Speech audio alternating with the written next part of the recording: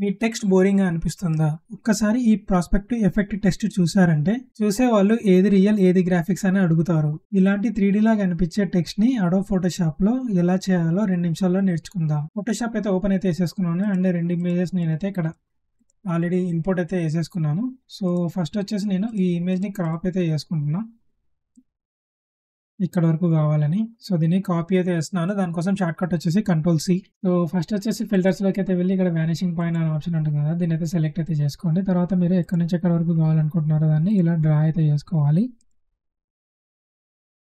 And దీన్ని మీరు కావాలంటే అడ్జస్ట్మెంట్స్ కూడా చేసుకోవచ్చు. ఇలా చేసుకున్న తర్వాత మీరు ఏం చేస్తారంటే Ctrl+V అయితే ప్రెస్ అయితే చేయండి. ఇమేజ్ అయితే లోడ్ అయితే అవుతుంది. జస్ట్ ఇమేజ్ని ఇలా పట్టుకొని డ్రాగ్ అండ్ డ్రాప్ అయితే చేయండి ఇక్కడికి ఇలా. అండ్ ఇమేజ్ సైజ్ పెంచడానికి కీబోర్డ్లో వచ్చేసి Ctrl+T అయితే ప్రెస్ చేయండి. చేసిన తర్వాత ఇలా సైజెస్ వచ్చేసి అడ్జస్ట్మెంట్ అయితే చేసుకోండి మీకు ఎంత కావాలంటే అలా.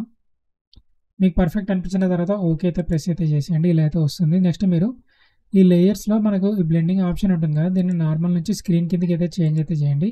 సో మనకైతే ఇలా అయితే వస్తుంది అనమాట అవుట్పుట్. ఇంకా మనకి బాగా డెప్త్ రావడానికి మనం ఏం చేస్తామంటే లేయర్స్ ప్యానల్లో ఎఫెక్ట్స్ ఉంటాయి కదా, ఎఫెక్ట్స్లోకి వెళ్ళినట్లయితే బ్లెండింగ్ ఆప్షన్ ఉంటుంది, ఇదైతే సెలెక్ట్ అయితే చేయండి.